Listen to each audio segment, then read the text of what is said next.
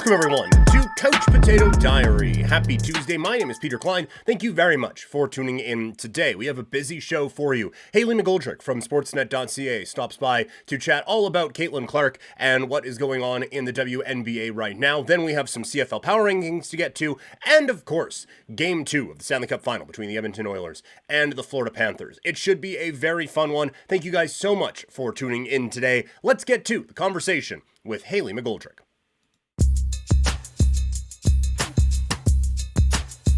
Very pleased to be joined now by Sportsnet.ca superstar Hayley McGoldrick as we get set to cover a wide range of topics here. Hayley, thank you for doing this. How are you? I'm good, thank you. How are you? I'm doing well, thank you very much. Let's start in the WNBA.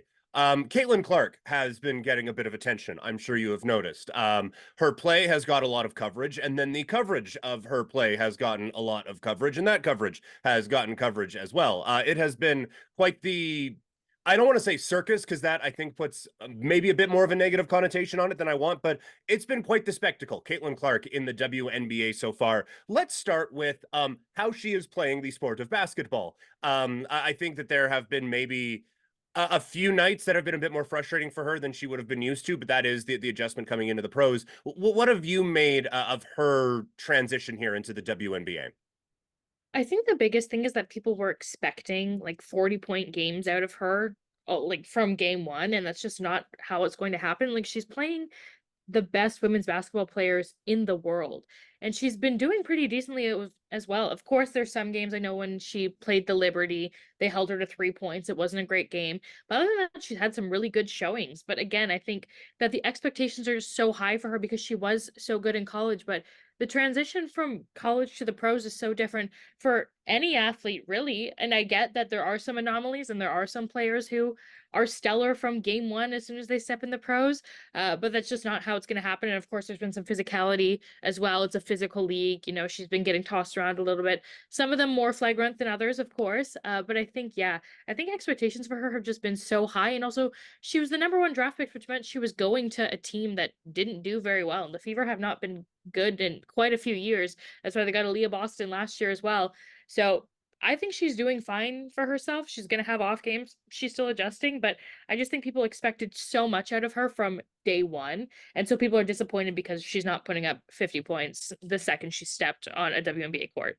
Yeah, she's not the combination of LeBron and Steph Curry at the same time in their peaks, 13 games into her pro career. How dare she? Like the expectations are insane on her, and it felt like there was no way she could possibly live up to them, regardless of what she did. And now she's just having a good rookie season, and it feels like it's the sky is falling.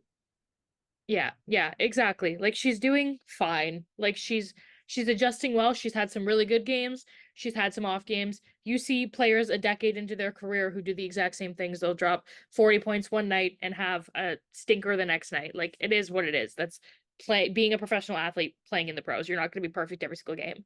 Right. Jason Tatum has had two bad games in the finals. Like he's one of the best players in the world. So, like these sorts of things happen. When you look at her game and kind of now adapting it to the WNBA style, is there a part of what she is doing that she needs to kind of work on and grow on? Like where is the growth and where does it need to come from for her?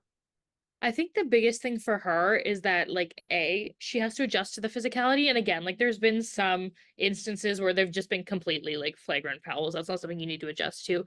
But for sure, you see her go up to the rim sometimes, and you're going up against players who are 6'6", some of the best blockers, defenders in the league, and you're not going to get that shot up. That's okay. You know, she does have good court vision, maybe using that a little bit more. She's got some great players on her team. Kelsey Mitchell's a really good scorer. Obviously, Aaliyah Boston's really good in the paint, getting the ball to them a little bit more, but she has been doing a good job of to begin with.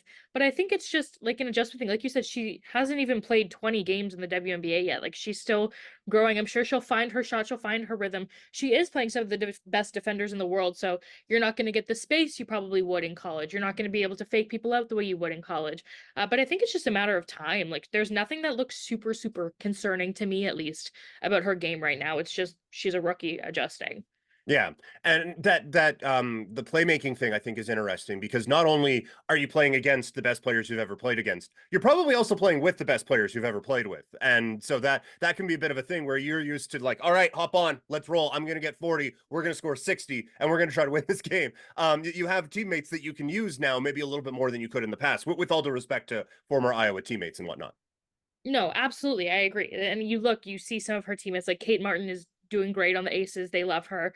There's some of her teammates that won't play in the WNBA and their college career is going to end at the end of their time at Iowa. That's just what it is. But like you said, this definitely is some of the best players she's ever played with in her career. So it's an adjustment both on that part individually, but also like the chemistry as well and learning like, yeah, you're not going to be like Caitlin Clark is going to be still double teamed in situations and things like that. But also like you have players on your team who are also capable of putting up 30 points per game. And so giving them the ball is totally fine. But she's doing a good job that she's not being a ball hog. She's not, again, Mhm. it's just kind of that adjustment period for sure. No, totally. In terms of how it's been covered, this has obviously brought a lot of eyeballs to the WNBA in ways that just hadn't been before. And I think what we're noticing now is the problem with that is those eyeballs are attached to a lot of people with some weird takes on some things, and not always the most intellectual, well thought out opinions on such things. So what have you made of the difference in coverage? Because you've been covering this league for a long time now. The difference in coverage from let's just go last year to this year. Yeah, it's completely different, and I've had this conversation with friends so many times because it's so true. It's like you've got all these eyes on the sport now, which is great, obviously. The thing is, people act like the league, number one, was not growing before Caitlin Clark, which simply Mhm. isn't true. You look at the Las Vegas Aces, they sold out 19 of their 20 home games this season. They're not playing the Fever 19 times. Like that's due to the fact that the Aces are back-to-back champions. They've got players like Asia Wilson, Kelsey Plum, Jackie Young, Chelsea Gray, like they have a really talented roster that people want to go watch. It's not just because of her. And I think the biggest thing too is that people who they might be basketball fans, but like watching the NBA for the last 20 years does not equate to knowing women's basketball, especially knowing the players and everything. You might know the game and the mechanics of the game, but knowing the players and the circumstances. And I feel like there's just so many people now who have been watching women's basketball specifically, maybe for the last 4 months, essentially since March Madness and then to now, or even if they were watching Caitlin Clark in college, they weren't paying attention to the WNBA until now. And then all of a sudden they've got all these opinions on players and teams. And it's like, what? Like, you don't even really have to be around that long to understand teams and their lore and things like that, but just kind of like catching up, like educating yourself, but they just don't do that. They literally just have an opinion and roll with it. Like the whole discourse when Asia Wilson got her shoe, and people were saying, "Oh, Nike only did this because Caitlin Clark got a shoe." And it's like, obviously, yes, they would have had to be in development for a little while, but they also the shoe's not coming out till 2025, so it's still a long ways away. So I think they kind of sped up that process. But then people are like, "Well, Asia didn't get a shoe before this because Asia's not a marketable player. Nobody knows who she is. Like, she's a two-time MVP. She's won Defensive Player of the Year." Two-time WNBA champion, all-star. Like people know who Asia Wilson is. But these people come in who don't really know about the sport and they just say, well, I don't know who she is, so nobody knows who she is. And it's like, well, that's not really how it works. I feel like people just kind of are loud and wrong. That's the biggest thing.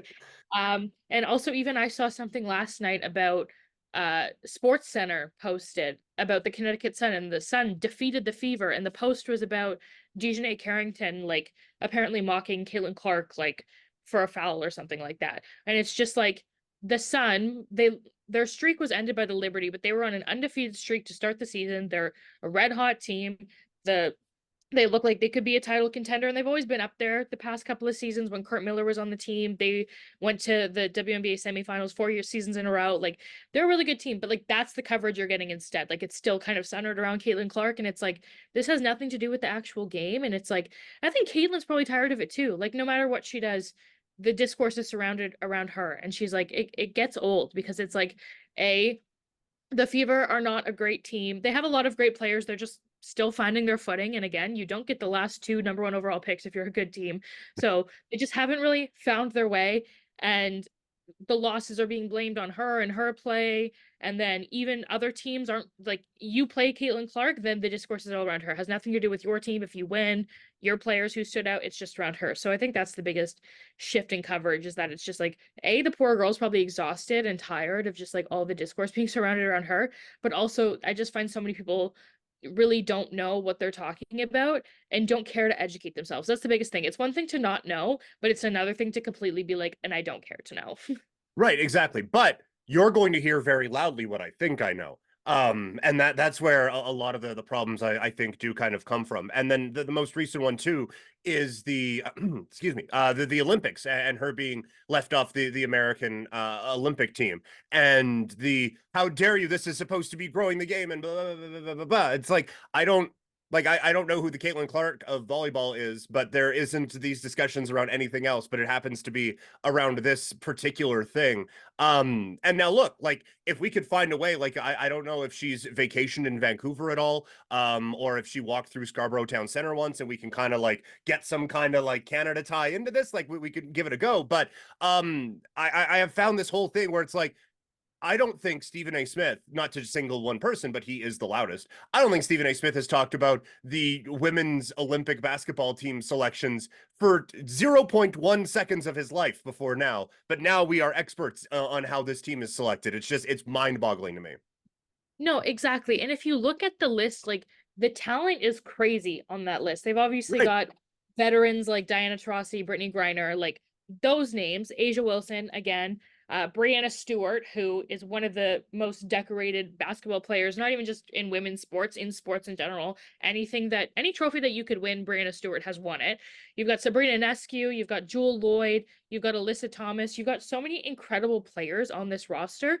And there's other players outside of Caitlin Clark who maybe should. You look at Arike Ogunbowale. She's an incredible scorer. She's an incredible player. She didn't make the Olympic team. Like, it's not even just about Caitlin Clark. There are so many other players. You only have 12 spots on this roster. Like, out of all of the talent in women's basketball, you're only trying to make a roster of 12 spots. And so everyone's saying, like, again, Caitlin Clark is very young. She will have her opportunities. You're still going to try to win a gold medal, and you need to put your best players out there. And this is what USA Basketball thought. There's not one player on there that I think, oh, Caitlin Clark should be on that team over that player. Like, that's the thing. Again, people don't know these players. They don't know Jackie Young. They don't know Kelsey Plum. They don't know Kalia Copper, and they don't understand. And they just think, well, Caitlin Clark should be in front of these players. It's like, these players are all such incredible players. And yeah, Caitlin Clark is incredible too, but like, it doesn't diminish the accomplishments of these other players as well. It's so funny how it's like, oh, she's struggling in the WNBA. She hasn't figured it out. She's going to be a bust. She's going to be whatever. What do you mean she's not one of the 12 best American players of all in the league right now? How could we possibly do this? Like, it's like, how do you make that make sense in your head? But it's been quite the thing, and I'm sure I'm not breaking any news to you with all of that. What is one of the stories in the WNBA that probably hasn't been covered the way it should be because a lot of the oxygen's been taken up by the Caitlin Clark stuff? There's a few, like I said, the Connecticut Sun, they are no Mhm. longer undefeated, but they had a really good run that I feel like not enough people were talking about. Even Asia Wilson, she's been having an incredible start to the season, and she's such a high caliber player. You expect it out of her, but she's just been on a tear. She is so incredible, and I feel like that's not getting enough attention. Even one kind of on the bad side of things, like the Washington Mystics, the poor Washington Mystics, they are not having a great season. Like, as much as the Fever are losing, the Mystics are losing more, and things just aren't clicking for them, and they've had a tough season because Elena Deladon said she's not coming back, and then they've had a bunch of roster moves, and just they're still trying to find their footing. But those are all kind of storylines that I think WNBA diehards know of, but on the outside of media, people would be like, what's going on? Like, I didn't know Asia Wilson was on such a tear, because a lot of the media is just centered around Caitlin Clark. I didn't know that the Washington Mystics were that bad, because, which is, I guess, good for the Washington Mystics that people aren't paying attention to all of their losses. But those are kind of storylines that I think are getting missed throughout all of this. Hmm. I did want to bring up the Connecticut Sun. I'm not just bringing it up because you've said it to us. I did have it written down to talk about them. After their win yesterday, Dejanay with 22 points, a season high. Like you said, that this team has been on a tear. Specifically, what has been working for them so far this year?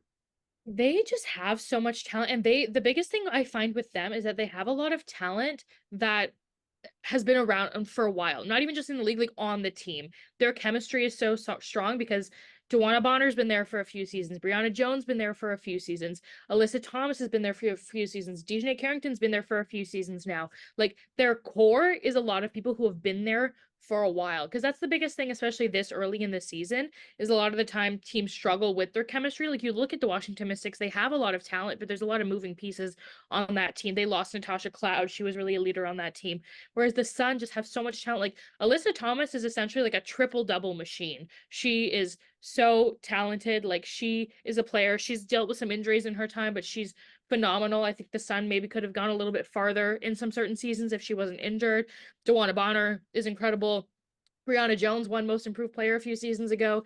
Dejanay, she was a second-round draft pick, and she's worked her way and stayed with this team and has shown she deserves to be in the WNBA. So I think that they just have, and they've picked up a lot of really good pieces in the last season or two as well. They picked up Tiasha Harris, they picked up Rachel Banham. They've got a lot of pieces from other teams as well that really fit in with them. And sometimes you look at their roster and you're like, how did you get all of these players on one roster? Like, it seems almost unfair that they've got this stacked team, it seems like, but you look at some of their players and you're like, okay, well, how did Tiffany Mitchell come on this team? Tiffany Mitchell's really talented. You look at uh, Olivia Nelson Ododa, like they just have so much talent on this team. And I think the biggest thing is that their core has been around for so long, and then they're just adding such great players that their chemistry is forming so quickly. Connecticut can have their time in the sun, pardon the pun. But they're really just killing time till Toronto gets there, and Canada takes over. The Toronto news came a few days after you and I had the conversation, and I brought up that maybe let's just have a Canadian division, 8 teams. Let's just roll with it. So we're an eighth of the way there. But how excited are you that Toronto is finally getting a WNBA team? Oh my God, I'm so excited. It feels like it's so long overdue at this point. Like you've seen the two Canada games now have had thousands of people in attendance. The fact that Canada in general is just getting all these women's sports is really incredible. But I think that it's been a long time coming. This is obviously a country, not even just Toronto and the province, but the country loves basketball. You've seen how they rallied around the Toronto Raptors, and you see how they support both the senior men's and senior women's Canadian national teams, even the 3x3 team that's going to Paris. Like this country just loves basketball so much. So I feel like it was only a matter of time. And I think it was a little bit disheartening when the MLSE bid was rejected because people thought that was the only way. So it's really great to see Larry Tannenbaum go out with his private group and do this, because I can see like already going to Coca-Cola Coliseum is huge because that holds almost 9,000 people. Everybody I know put their name down for the season ticket waiting list. Like it's just so incredible, but I feel like it was never an if, it was a when. Like we knew that Toronto was going to get a team at some point because this country just loves basketball so much, and we've seen how much this country supports women's sports as well. But I'm just so grateful it's finally here, and 2026 is close enough, but still so far away. I'm like, oh my God, 2 more years. Like, I want it now. I saw you doing the stuff with Sportsnet social media. Do you have a preference for the name? I don't, I will say I've had a few people like bring, this is not my original idea. A few people have said it would be cool to bring back like the Huskies thing, Yeah. because I know that the Raptors really don't do a lot with it. I think a few seasons ago they had like one game that they brought back the Toronto Huskies and like did the court, but it's not like the way they do the OVO where they do it often. Like I think I can literally remember one time that the Raptors have done the Husky. So I'd love to see the women's side bring that Husky name and those that colorway and that branding. Also because to a lot of people want to keep it in the dinosaur theme, but they're not sister teams. Like the way that the Minnesota Timberwolves and the Minnesota Lynx are like literally brother sister teams, or like the Phoenix Suns and Phoenix Mercury, like they are the same, you know, branding. Like this is super separate. Like the Raptors are owned by MLSE. WNBA Toronto is not part of MLSE. So like I wouldn't mind, like there's like somebody said like Toronto Triceratops, which is like a mouthful for sure. Or like there was one I saw a concept jersey of like the Toronto Northern Lights, which would be cool, but that's such a long name to say. Like I Yeah. feel like Toronto Huskies is short, to the point. I love the branding. You already got the colorways. I don't know if there's some licensing around it that they need to figure out. I have no idea. But if they could make that work, I really like that, because it's like again, there's not really a link between them and the Raptors, so it doesn't need to stay in the dinosaur theme. It doesn't need to be that. So I think the Huskies would be cool. Um, shifting gears, and also I do want to say I was talking before about how like, oh, people aren't covering these other things because Caitlin Clark, whatever. Absolutely, people who are clicking on this YouTube video, it's going to be a Caitlin Clark thumbnail, and Caitlin Clark's going to be in the title. Like I am like just as much of a hypocrite as everyone else is. So I just want to be my self-aware self and let everyone know. Before I let you go, you were at the Formula One race in Montreal this weekend. That I am, first of all, incredibly jealous. It's awesome you get to do that. What is like the race was what it was. What is covering an F1 race like, and what is that like compared to the plethora of other things that you have covered in your time in media? It's interesting because I will say there's a lot of like high profile people there. And the biggest thing is that, especially in Formula One, I feel like the access to the athletes is so limited. Like, so for both or Ferrari, McLaren, and Aston Martin. So there was a session with Charles and Carlos. They each got like 10 minutes. Lando, 10 minutes. Lance was a little around 10 minutes. It was mostly French media, so they let them go a little longer so they could have just like a little space with just French media. But the access is so limited. Like, I've reached out for one-on-one interviews and like they don't do that. Even like Mercedes Lewis doesn't even do anything in the paddock. He does the like the TV interview when they were like sit on the couch and like they whatever. But that's like all Lewis really does. He doesn't have like an open media session the way some of the other athletes do. They do it in scrums. It's very limited. It's very like that's it. I had a friend even tell me he interviewed one athlete, and he asked a few questions, and then their team was like, "No, you have to redo the interview. Like, you can't use those questions." So they're very particular with what you ask. Even last year when I interviewed Daniel Ricciardo, it was amazing. He's amazing, but like they asked me to send the questions ahead of time, which, like, in journalism you usually don't do that. You usually just ask them, have a conversation as you go. But I had to send them ahead of time so they could be approved. So it's really like high profile, and I get it because it's like they're high profile athletes. It's a very, rich high profile sport. But yeah, it's really different, and it's also they give you like 10 minutes, and also they schedule all of the medias like back to back. So like once Lando scrum was done, we were running to the Ferrari hospitality tent to go interview Charles and Carlos, and then after that I had a few minutes, and then it was Lance Stroll's. Like, it's very just like you get 10 minutes and that's it. And so that's the biggest thing. Like, I feel like it's a little bit harder to build relationships with the athletes. Of course, there's some of the media who are there at every single race, the people who work for ESPN or Sky Sports or whatever who travel. But for us, like Canadian media, it's like you literally get 10 minutes with this athlete. Like, I had a question I wanted to ask and I didn't get a chance because it was just like, okay, that's 10 minutes, goodbye. So it's very chaotic. It's obviously a lot of fun. It's a very cool sport. I will say I think that a lot of the athletes in F1 are very open. Like, it's not really like PR answers, like as much as sometimes their people don't really approve of the questions or whatever. Like, they are very open and honest with the media, which I really like.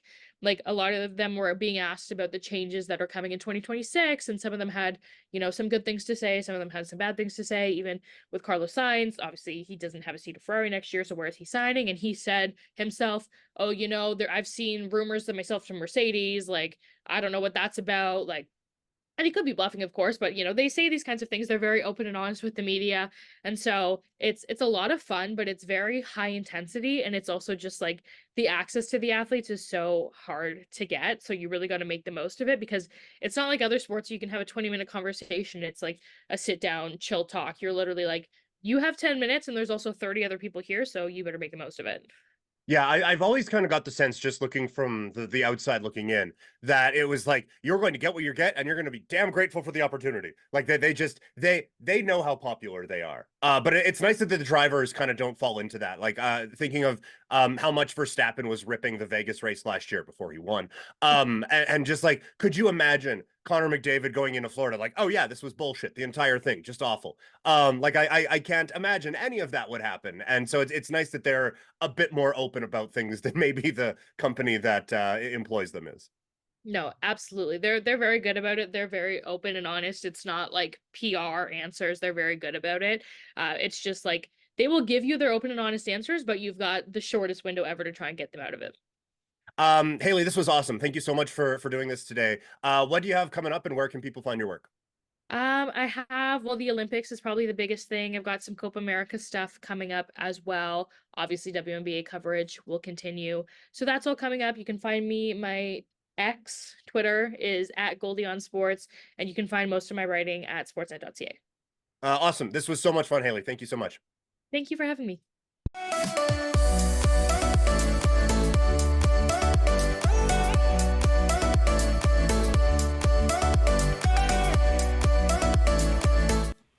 All right. Thank you to Hayley for stopping by. I really appreciated that. Now it's time for the first edition of CFL Power Rankings. We begin at number 9, and to me, there is only one way you can start these, and that is with the Hamilton Tiger Cats. They struggled against the Calgary Stampeders for most of that game. They did eventually bounce back and make a game of it late, but I thought the offense looked rather pedestrian for a lot of the game. I thought the defense bent but didn't break, and were put in some difficult spots at times, so maybe there's some optimism there, but that was a defense against a against the Calgary Stampeder offense, that I'm not overly impressed with. So all signs point to this maybe being the worst team in the Canadian Football League this season. Coming in at number 8, it is the Edmonton Elks. I actually came away from this game against Saskatchewan thinking that Edmonton played a pretty strong football game, but mistakes that were made at the end really cost them, and then quite frankly, just my perception of the team coming into the season had them a little bit low to begin with, so I think that is why they are a little bit lower on my list. At 7, it is the Calgary Stampeders. I thought about putting Edmonton above Calgary, and they may leapfrog the Stampeders very, very soon. I actually think Edmonton is a better team than Calgary is, but the Stampeders come away with a win in week 1, and for a lot of that game, they looked like the significantly better team than the Hamilton Tiger Cats. I thought Calgary was able to move the ball at times. They at least were able to get points. I thought the defense looked really strong, and I think that's going to be the calling card for the Stampeder team all season long, is that defense is going to have to win them some football games, and I thought in week 1 they did. At 6, it's Ottawa. They didn't play, so there's that. At 5, it is the Saskatchewan Roughriders. Coming off of a down season a year ago, I thought they played a pretty complete football game. I thought offensively they looked good, especially in that fourth quarter. There were some times it was stuck in the mud, and AJ Ouellette certainly had some struggles at the running back spot, but I think they have 4 receivers that they can trust. They have a quarterback that they really trust, and they have a defense that's going to be a problem in the Canadian Football League's West Division this season. So I like a lot what I saw from the Riders. And again, a reminder, I have now a Rider-specific podcast, comes out every Thursday. It is called the Rider Happy Hour, so check that out wherever you get this piece of content. It is just available in the Couch Potato Diary podcast feed, and it is also available in its own playlist here on YouTube. At 4, it is the Winnipeg Blue Bombers. Yes, they lost. No, they didn't look very good at all in doing it, but I am going to chalk that up as a bad Zach Collaros game and think that they will bounce back in this particular contest. The defense, I thought, looked pretty good against Montreal. We're in some tough spots late, but I thought overall they played a pretty strong game. At 3, it's BC. Again, yes, they lose to Toronto. I thought for most of the game, this looked like a strong team. I do think there are some limitations on the defensive side of the football that can maybe be exploited as the weeks go along. And offensively, it does feel like they need that guy at receiver. McInnes was really strong in this game, but I feel like they need one more playmaker on the offensive side now. But overall, this is a very good football team. At 2, it's Toronto. I had them a little bit lower just mentally coming into the season, and I was really impressed with what I saw on both sides of the football. I thought the defense stepped up and made some incredible plays late as this game went along. So I think that this is a team that should be taken seriously in the CFL, even with the flux situation they have at quarterback right now. I thought Dukes looked fine, and he has some very talented pieces around him that will be able to make an impact for him. And at number 1, it's Montreal. I thought they had the most complete effort. Sorry, knocked the mic over. I thought they had the most complete effort of the weekend going up against Winnipeg. I thought the offense moved the ball very effectively. I thought defensively they did a good job of shutting things down against Winnipeg. Now, I do think a lot of Winnipeg's issues were Zach Collaros related, but I still think this is a good defense. We'll see what the impacts are with no Stubblefield going forward, but I like this defense as the weeks go on, and I think Montreal right now looks like the best team in the CFL. For more CFL coverage, it is here on Couch Potato Diary. We are going to have CFL picks coming up on Thursday and Friday's shows. So, that is it for the CFL talk. Now let's get into the Stanley Cup Finals as the Edmonton Oilers are in a wee bit of a hole.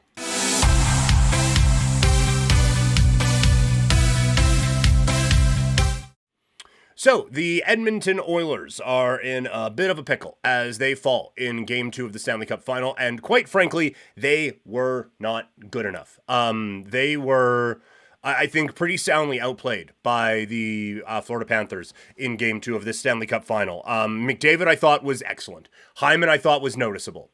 The rest of the team kind of stunk. Darnell Nurse had a very good reason for not being noticeable as he barely played. Fogle had a reason for not being noticeable. He barely played because he needed a guy. And we'll get to the officiating here in a second. But I just think right now this team needs more than McDavid. Like it is kind of similar, honestly, to what's going on with the Dallas Mavericks in the NBA Finals against the Boston Celtics, where Luka Doncic is going out there and balling out, but he needs some help. And Boston's done a good job of taking away the help from Luka, much like I think Florida has done a good job of taking away the help from the Oilers. The McDavid is running wild, but Draisaitl hasn't been, and we've been harping on him for a little bit now. I don't think he's right. I think there is some kind of injury that is bothering him, but they have done a really good job of limiting the non-McDavid Oilers in the first 2 games of this series, and that has them up 2-0. I talked with Avery. By the way, if you want more thoughts on Edmonton against Florida, I was on Game Over Edmonton for the post-game show, so check that out. But yeah, I thought that this was a this is a time where Edmonton now I think needs to make the move and put the McDryman line together. I think that they are basically a one-line team anyway, and Draisaitl I don't think is a guy who, at this point, given his health, or my presumed I guess update on his health. I don't think he's a guy that can carry a line, but he can be a real good number 2, as we saw at times in the Vancouver series. When they load that up, it is very difficult to stop and puts Draisaitl in a much better position, obviously. So I think it is the time now to load that one up, get the most you can out of that, and hope that Ryan Nugent-Hopkins and Henrique can kind of carry their own lines going forward. I think you put that together because I feel like he's banged up, and you're not getting enough from him right now, so you may as well put him in the best complementary role that you can. On the blue line, they could be dealt a real big blow with Darnell Nurse. He tried to come back in this game a couple of times, had relative degrees of success in doing so, but I thought that he had certainly some limitations, obviously, physically. That they have the extra day off, that is going to help out immensely. I think if he can't go, that is a devastating blow to this blue line.